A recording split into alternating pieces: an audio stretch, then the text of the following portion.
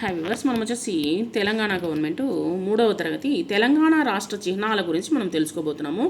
బొమ్మను చూడండి, ఆలోచించి మాట్లాడండి. ఇవన్నీ వచ్చేసి నోట్స్ రాసేటప్పుడు చూద్దాము. ఇక్కడ బొమ్మను మటుకు చూసి పెట్టుకోండి. ఇక్కడ మన తెలంగాణ రాష్ట్రం గురించి తెలుసుకోబోతున్నాము. మన తెలంగాణ రాష్ట్రము ఎంతోమంది తర్వాత త్యాగదనుల ఆకాంక్షల ప్రతిరూపంగా ఉంది. దాదాపు 6 దశాబ్దాలు మన భాష, సంస్కృతి, అస్తిత్వము కోసము జరిపినటువంటి పోరాటంలో చివరికి విజయం సాధించింది తెలంగాణ. జూన్ 2, 2014 రోజున భారతదేశంలో 29వ రాష్ట్రంగా అవతరించింది ఈ యొక్క తెలంగాణ. తెలంగాణ రాష్ట్రానికి తొలి ముఖ్యమంత్రిగా పదవిని చేపట్టినటువంటి శ్రీ కల్వకుంట్ల చంద్రశేఖరరావు గారి ఆధ్వర్యంలో మన రాష్ట్ర చిహ్నాలను ఎంపిక చేశారు. ఇక్కడ వచ్చేసి తెలంగాణ కొన్ని రాష్ట్ర చిహ్నాలు ఉన్నాయన్నమాట. వాటి గురించి తెలంగాణ చరిత్ర, సంస్కృతి, సాంప్రదాయాలు ప్రతిబింబించే విధముగా తెలంగాణ రాష్ట్రానికి అధికారిక చిహ్నాలను ఎంచుకున్నారు. అవి ఏంటనేది మనం తెలుసుకుందాం. మన రాష్ట్ర జంతువుగా జింక, రాష్ట్ర పక్షిగా పాలపిట్ట, రాష్ట్ర వృక్షంగా జమ్మి చెట్టు, సమీ వృక్షము అంటారు. రాష్ట్ర పుష్పంగా తంగేడు పువ్వును ఎంపిక చేశారు. తెలంగాణ ప్రజల బోళాతనానికి ప్రేమకు గుర్తుగా జింకను తీసుకొని రాష్ట్ర జంతువుగా ఎంపిక చేశారు.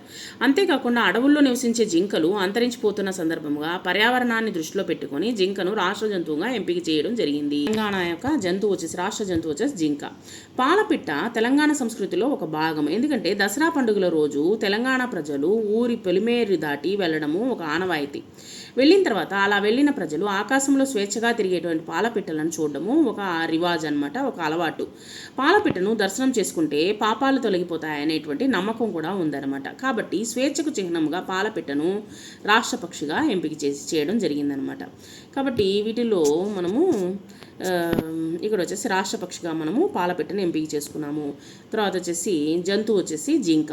భారతంలో పాండవులు వనవాసం చేస్తున్నటువంటి వేళ తర్వాత వచ్చేసి తన ఆయుధాలను జమ్మి చెట్టు మీదనే దాచిపెట్టారని, వాటి ద్వారానే విజయం సాధించారని పురాణాల్లో చెబుతూ ఉన్నాయి.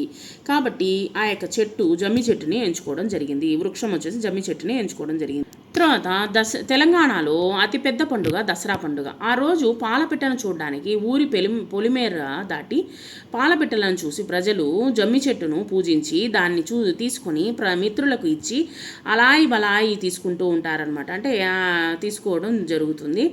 అలాగే తెలంగాణలో జమ్మి ఆకుల్ని బంగారం అని కూడా పిలుస్తారు. చిన్ని వాళ్ళు పెద్దవాళ్లకు బంగారాన్ని ఇచ్చి కాళ్ళు మొక్కి దీవెనలు తీసుకుంటారు. జమ్మి చెట్టు విజయానికి గుర్తు కాబట్టి దీన్ని వచ్చేసి తెలంగాణ రాష్ట్రానికి వృక్షంగా తీసుకోవడం జరిగింది, ఎంపిక చేయడం జరిగింది.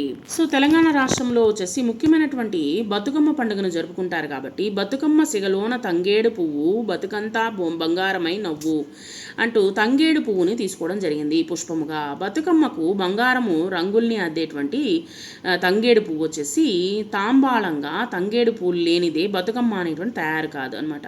కాబట్టి స్త్రీలకు తంగేడు పూలతో సింగారించినటువంటి బతుకమ్మ పండుగే వచ్చేసి పెద్ద పండుగ కింద వస్తుందన్నమాట. కాబట్టి భారతంలోని ఇతర ప్రాంతాల్లో ఇట్లా పూలతోని పండుగ చేసుకునేటువంటి సందర్భాలు చాలా తక్కువ అనమాట. తంగేడు పూలకు ఔషధ గుణాలు ఉన్నాయి. పసుపు వర్ణపు తంగేడు పువ్వు తెలంగాణ రాష్ట్ర సిగలో పుష్పమై అలంకరించబడింది. తెలంగాణ రాష్ట్ర చిహ్నమైంది. తెలంగాణ స్త్రీ పవిత్రంగా ఆడుకునేటువంటి బతుకమ్మ పండుగను ప్రభుత్వం గుర్తించి రాష్ట్ర పండుగగా ప్రకటించింది. కాబట్టి తంగేడు పువ్వుని, పాలపిట్టను, జిమ్మి చెట్టు, జింక ఇవన్నీ కూడా మన సంస్కృతికి చిహ్నాలుగా తీసుకోవడం జరిగింది.